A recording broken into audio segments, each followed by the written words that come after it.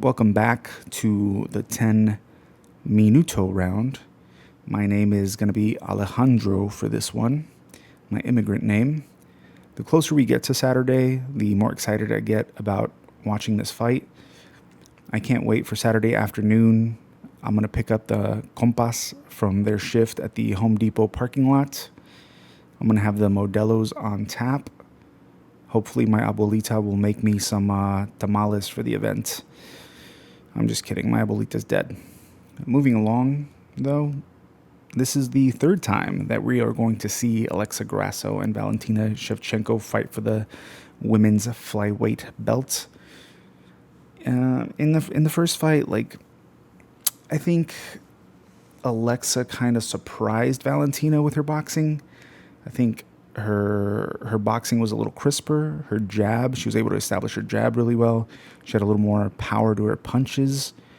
Valentina was definitely stronger in the grappling exchanges. Like, as far as the takedowns were concerned, I think there was definitely a difference in strength where Valentina was able to bully her a little bit.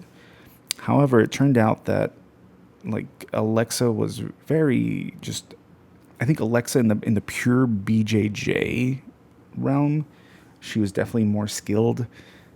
She was just able to kind of, even when she got put in really bad spots, like the crucifix, which Valentina in the past has put people in the crucifix position, and that's it. Fight was over. But Alexa was able to get out. She was very slippery. She was more slippery than like a bar of soap in a prison shower. She could just, no matter what bad spot she got in the first and the second fight, she was able to get herself out of it. The first fight obviously ended up with Alexa grabbing that choke off the failed spinning back kick. And that thing was tight. It was nasty. I haven't seen somebody get choked that hard since my mom overcooked Thanksgiving dinner. But in the second fight, it went down a little differently. I think Valentina was more prepared for the boxing.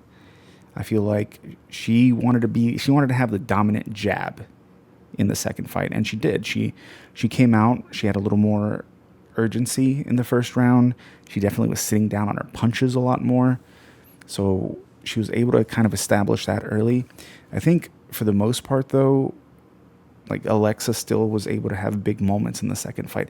I think she had big moments where, like, Valentina was winning her rounds, but Alexa would win off of, like, I believe in the second round she dropped Valentina.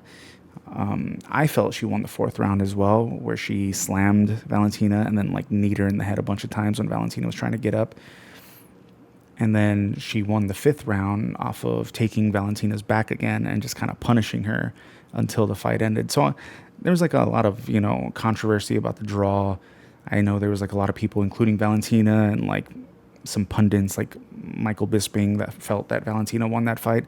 I felt a little different. I think that two of the judges gave Valentina round 4.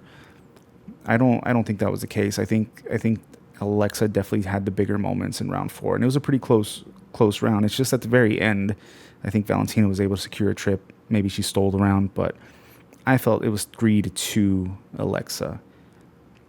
That being said, we're going to go into a third one. What do they have to do to win this one? I think that for Valentina, she kind of needs to keep the fight at a kicking range. She has more of a kicking game than Alexa. Alexa doesn't throw a lot of kicks. She kind of throws a leg kick here and there. Not a lot of power behind it. While Valentina, leg kicks, body kicks, maybe go to the head eventually.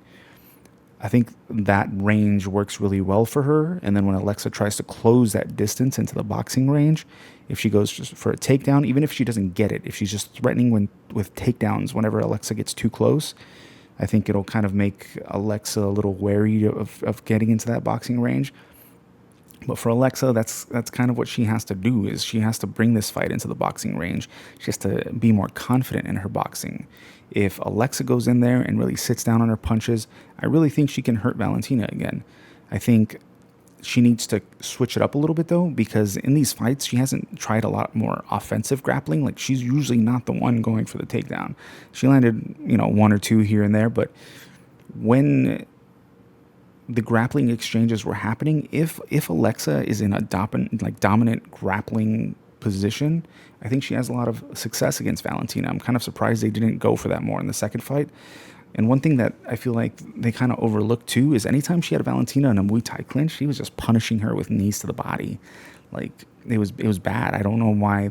That's another thing that they didn't really go to, especially when the fight is like up along the cage, because it got there a lot. So I don't know what's going to happen. For me, Valentina's 36. The reign ends eventually. You get old eventually. Alexa's a little younger. Her skills are still developing. She's arguably still getting better at a faster pace than Valentina would be at this stage of her career. So I feel like Alexa's going to take it on Saturday. Plus, it's, a whole Mexican Independence Day thing, so she might have some extra motivation for that. I don't know, but I'm going with Alexa for this one. Otherwise, the fight that I'm really excited about, though, is that Brian Ortega-Diego Lopes fight. It was scheduled once before. It didn't happen. I think Brian Ortega got sick when he was cutting weight. I understand, though, because if you look at the thing that boy is carrying, how do you make weight with that thing? Like, that thing, how do you walk around every day carrying that thing around? Like, I understand why Tracy Cortez split up with him. She didn't want to be forced into early retirement due to just an obliterated cervix. So hopefully he doesn't have a lot of trouble in this one, because I really want to see this fight. I think that Brian Ortega is being overlooked just a little bit. Mind you, it is because in the last 4 years, he's only had one win. But you kind of have to add a little context to that. He had the loss to the champion at the time, Alexander Volkanovski, which was a good fight. His other loss was to Yair Rodriguez, in which he had the freak injury. He hurt his shoulder. They had to stop the fight. But otherwise, he rematched Yair earlier this year, I believe. I think maybe in February, something like that. I don't remember. But and Yair actually put it on him for that first round. But Brian Ortega just has this thing where he can snatch up a submission at any moment, a choke, and it's just over. And so he always brings that danger into the game. So when I see the odds and I see that Diego Lopes is a 2-1 favorite, I'm not super motivated to throw money on Diego Lopes, even though I like Diego Lopes. The dude's been on a tear. He's on a 4-fight winning streak. He's just an absolutely prolific finisher. I think he has 26 wins, and the majority of them, more than 20 of them, are by finish. So he's not going in there to fight for decision victories, even though he did win that decision against Dan Ige. Super late replacement, kind of a very unique situation. But he's the kid. He throws everything from his back pocket. Every punch that he throws has bad intentions. If the fight goes into a grappling exchange, he's always looking for the finish there. I like the kid. It's not even just that he looks like Tom DeLonge for Blink-182. He throws, he's careless. He's almost too careless. And it's eventually somebody's probably going to catch him. But for now, just this runaway train fighting style has been working out great for him. I don't know if it's going to work against Brian Ortega. I'm curious to see how the striking exchanges go, because Brian has worked on his stand-up a lot. So he's going to be a little cleaner, but he's just not going to have the same kind of pop that Diego Lopes has. And he's also not going to have that fearlessness that Diego Lopes has. But there's always a possibility that Diego Lopes can walk into one of them standing elbows. This is a good fight. It's, the one right before the co-main event. I'm really hoping that this one goes down. I don't know if Brian Ortega wins. I don't know where he goes from here, because I think he's mentioned that he doesn't want to stay at featherweight. But a win over Diego Lopes in this event maybe can get him the winner of Max Holloway and Ilia Topuria. But I think that his future is at 155 for sure, especially carrying that giant hog of his. That's insane. I don't think he's got to weigh 10 pounds. Otherwise, for Lopes, a win here, I don't know exactly what his rank is. The last I saw was 13. But a win over Brian Ortega definitely puts him in the conversation to fight for the featherweight belt. So, especially if he does it in an impressive fashion where he finishes Brian. So, I don't know.